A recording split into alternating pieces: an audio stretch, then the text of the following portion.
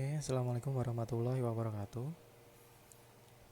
Kali ini saya jelaskan mengenai ERD ya, Entity Relationship Diagram. Ini salah satu poin yang ada di software arsitektur dokumen atau SAD. Di ERD ini ada dua macam yang perlu dibuat, yaitu ada CDM dan PDM. Jadi kalau misalkan disuruh buat ERD, ya udah buat dua ini, CDM dan PDM. CDM Conceptual Data Model, sedangkan PDM Physical Data Model. Jadi Physical Data Model ini hasil generate dari CDM-nya ya. Kalau misal PDM dilanjutkan, nanti bisa jadi database. Jadi harusnya database itu bisa dibuat dengan menggunakan model yang sudah kita buat, mulai dari konsep, kemudian digenerate menjadi PDM, kemudian digenerate lagi, itu bisa menjadi database. ERD sendiri itu umumnya digunakan untuk menjelaskan mengenai hubungan antar data dalam database beserta dengan relasinya ya. ERD terdiri dari dua model, yaitu CDM dan PDM.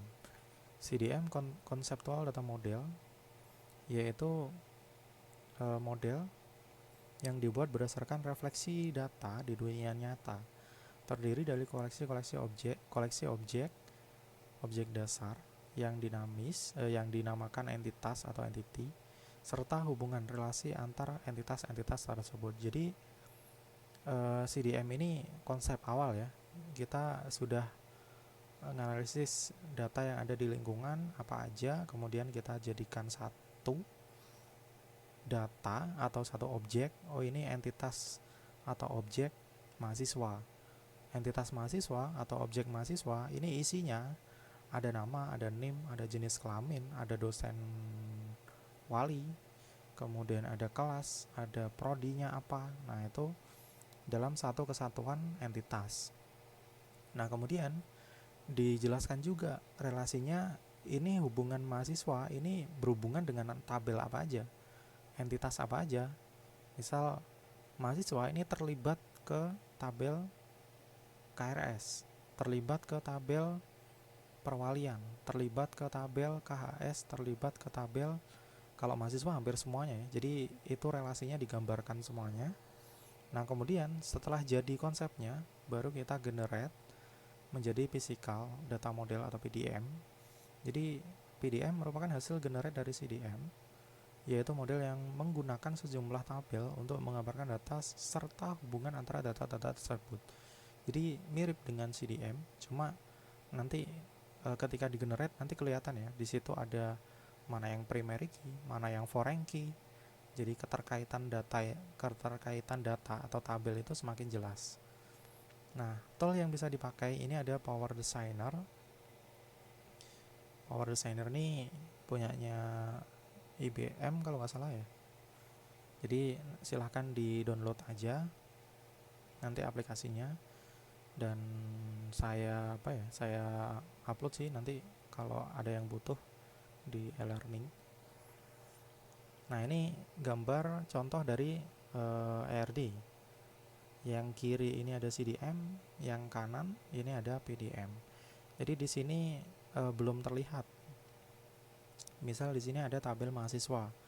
Tabel mahasiswa ada NIM, nama, jenis kelamin, tempat lahir, tanggal lahir, dan seterusnya. Ada juga di sini tipe datanya. Di sini ada karakter, kemudian ada variabel karakter dan panjang datanya. Nah, di sini date ini kok nggak ada panjang data, karena date itu otomatis terbuat di sistem ya. Biasanya ada 10 digit termasuk dengan tanda min-nya ya. Kemudian mahasiswa berhubungan dengan agama. Jadi nanti di sini ada data agama. Nah, agama ini nanti diambilkan dari tabel agama. Nah, kenapa kok terjadi seperti ini? Nanti dipelajari aja di mata kuliah basis data ya. Di situ ada normalisasi dan lain sebagainya. Secara ringkas sih, kalau misalkan di sini ada agama, yang prodi dah. mahasiswa dengan prodi. Kalau misalkan di sini juga ada prodi ya, mungkin ini nama prodi ya. Kalau di sini ada ID prodi, nama prodi. Nah, prodi di sini diambilkan dari nama prodi yang ada di sini. Nah, kalau misalkan nama prodinya ganti, misal teknik informatika, kemudian ganti menjadi ilmu komputer atau informatika aja. Kalau datanya hanya 1, 2, 10, 100 nggak masalah, kita ganti replace satu-satu. Tapi kalau datanya sudah ribuan, nggak mungkin harus data diubah satu-satu. Jadi cukup yang diubah hanya tabel pokoknya saja. Nah, nanti yang ini ya pasti mengikuti. Itu konsep dari normalisasi ya. Kemudian kalau di sini belum terlihat, di sini hanya terlihat primary key-nya NIM, kemudian foreign key-nya juga belum terlihat. Nah, kemudian di-generate menjadi PDM. Di PDM ini terlihat di sini karena mahasiswa berhubungan dengan prodi. Nah, ID prodi itu masuk di tabel mahasiswa sebagai foreign key. Karena prodi ini nanti itu menginduk ke tabel prodi. ID prodi tergantung dengan ID prodi ya. Kalau ID prodi datanya ganti, ya otomatis yang ini nanti bisa ganti juga. Dan seterusnya ya. Ini agama juga bisa masuk ke sini. Kemudian jadi semua yang berhubungan itu nanti akan terbentuk mulai primary key-nya mana, foreign key-nya apa. Foreign key itu tabel rujukan ya, atau data rujukan. Kalau misalkan berhubungan data ini dirujuk dari mana, nah itu harus ada pegangannya atau foreign key-nya. Itu ada di mata kuliah database sih harusnya. Oke, langsung saya demokan contoh penggunaannya. Di sini saya menggunakan Power Designer versi 16.5. Jadi nanti kalau ada yang berbeda versi, kemungkinan garis besarnya toolnya sama sih. Ketika build nanti juga sama, harusnya sih. Nah, misal di sini kita buka Power Designer, kemudian muncul, nah ini muncul halaman baru, kita create model, kemudian pilih yang bagian information. Di sini ada conceptual data. Di sini harusnya juga bisa buat DFD di sini juga ya. Jadi macam-macam, OML juga bisa.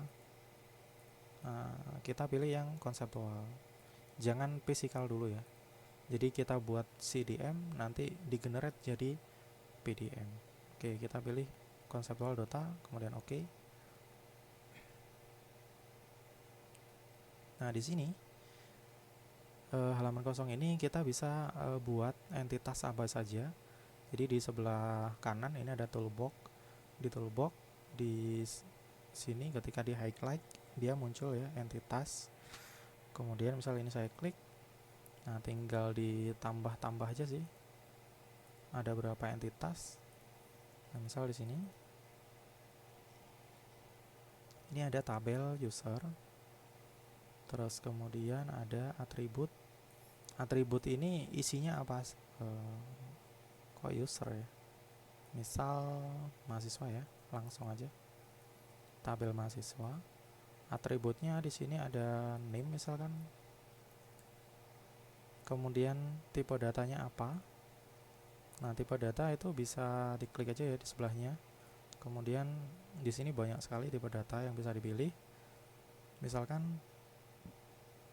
name itu kita pakai variabel karakter aja ya. Karakter panjangnya mungkin 20. Kita oke. Udah muncul ya. Kemudian di sebelah sini ada mandatory. Mandatory ini wajib diisi ya.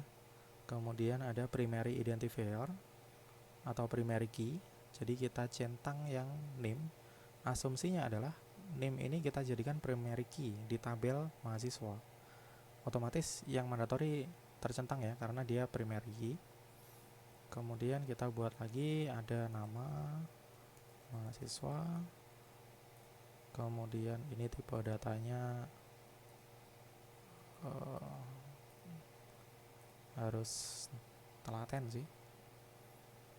Misal 100 karakter. Ini ilmu database ya. Jadi silakan nanti dipelajari berapa karakter, berapa varchar yang harus kita buat. Nah, jenis prodi misalkan. Di sini juga varchar ada 50. Kemudian ada apa lagi ya? Agama. Di sini karakter cukup. Misalkan 20. Kemudian ada tabel apa lagi? Oke, kita cukup aja ya. Misal ini ada alamat itu. Ini juga karena alamat biasanya panjang, ya udah bikin 200. Oke, saya kira cukup yang untuk tabel mahasiswa. Jadi nanti terlihat ya di sini.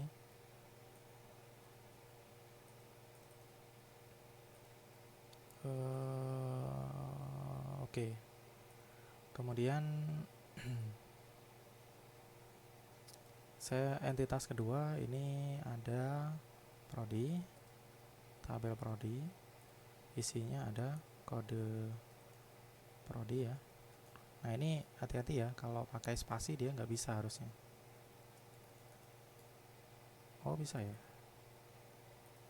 Ini kalau nanti di database nggak bisa dia, jadi harus disesuaikan aja ya. Kode prodi misalnya ini integer aja, nanti dibuat otomatis. Ini primary key, kemudian nama prodi, ini variabel karakter, ini panjangnya 50. Kemudian ada fakultas mungkin.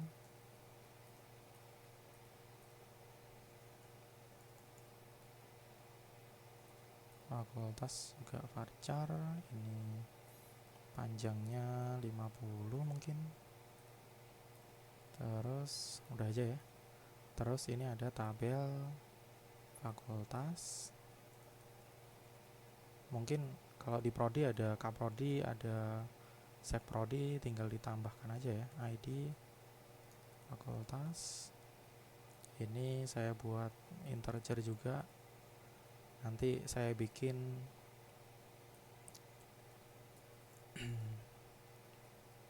auto increment ya. Jadi nanti otomatis gitu.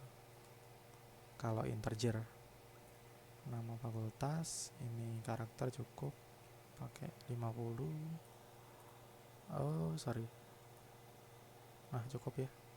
Harusnya ada dekan sih mungkin. Dekan nanti hubungannya sama dosen.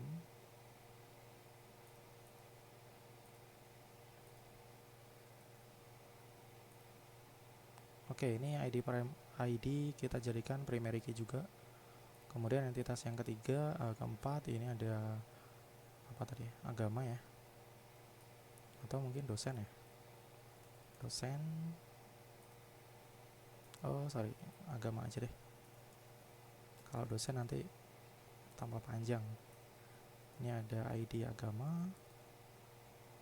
Dia bentuknya integer. Primary key, ini nama agama harusnya. Agamanya apa? Ini karakter cukup, panjangnya 50. Oke, saya kira cukup. Ini untuk contoh aja sih. Nah, dari sini kita tinggal membuat relasi. Relasi ini hati-hati ya. Jadi di relasi ini ada 2. Ada 3 sih harusnya. 4 malah. Ada one to one, ada one to many, ada many to one, ada many to many. Nah, ini silakan disesuaikan dengan kondisi data masing-masing. One to one kalau satu data hanya satu data rujukan, berhubungan dengan data rujukan hanya satu. Nah, yang seperti ini itu harusnya many to one, karena satu agama ini itu bisa dipakai oleh beberapa mahasiswa ya. Tapi mahasiswa itu hanya bisa memiliki satu agama. Nah, itu konsepnya sih. Oke. Kemudian yang mahasiswa dengan prodi ini harusnya sama seperti ini. Jadi many to one. Mahasiswa itu hanya boleh memiliki satu prodi. Jadi satu prodi itu bisa dipakai oleh banyak mahasiswa. Jadi konsepnya seperti itu sih. Kemudian fakultas di sini satu fakultas satu prodi. Nah, ini one to one harusnya.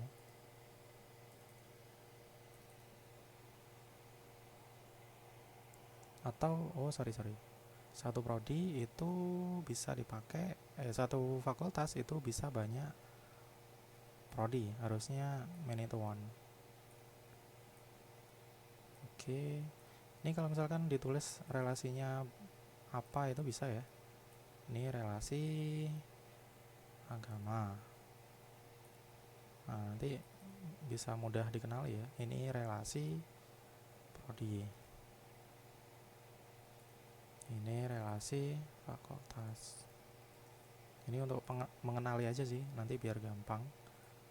Nah, ketika sudah jadi, ini adalah CDM. Kemudian kita bisa generate menjadi PDM ya.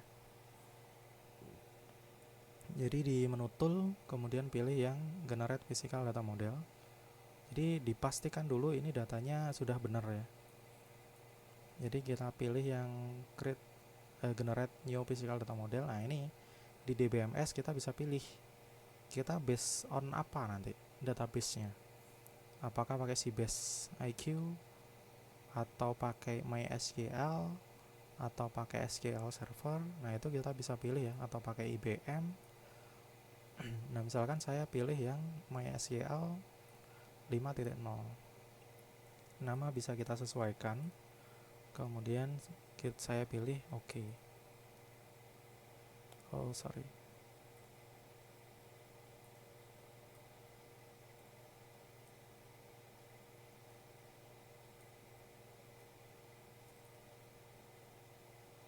Kenapa ya?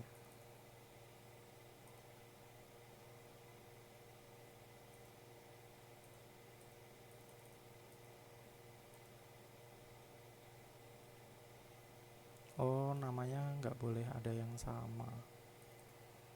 Jadi ini ada, jadi nggak boleh muncul dua kali ya. Ini harusnya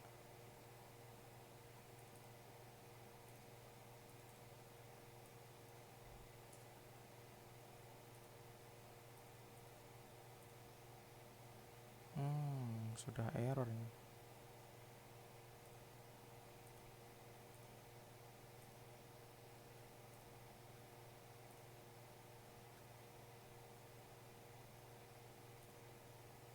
Jadi agak repotnya sih seperti ini sih. Ini saya hapus dulu dah. Delete object.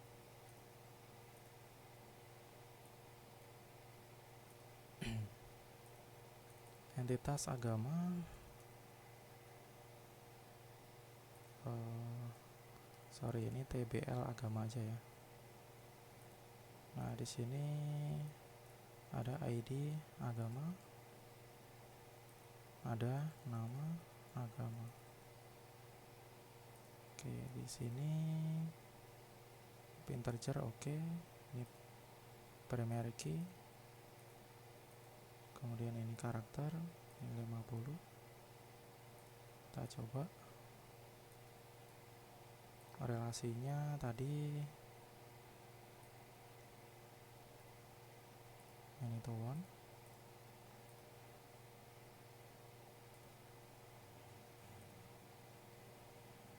Nah, jadi hati-hati membuat nama file ya. Ini nggak boleh sama dengan nama tabel, dan kalau ini juga harusnya nggak boleh sama ya. Jadi file yang ada itu nggak boleh ditulis dua kali di tabel yang berbeda. Nah, ini adalah hasil dari generate CDM di sini terlihat ada primary key, ada foreign key. Kalau yang di gambar tadi diagram ini nggak kelihatan ya, tapi di mahasiswa ini muncul kode prodi muncul di sini sebagai foreign key 1, ID agama muncul sebagai foreign key 2. Nah ini dan seterusnya ya. Di prodi juga ada foreign key fakultas. Jadi di sini ada ID fakultas. Oke, nanti kalau mau ngambil ini tinggal di copy aja, nanti di paste. Nah, harusnya ini bisa kita generate lagi ke database. Nah, ini kita kalau generate ke database ini harus dari physical ya. Jadi harusnya ini bisa sih.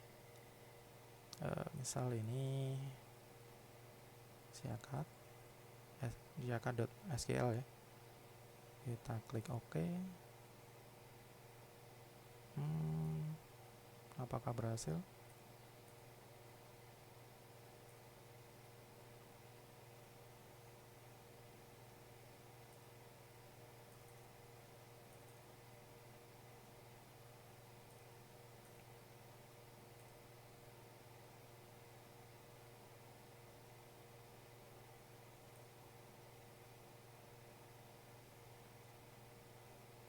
Dokumen perangkat siakat.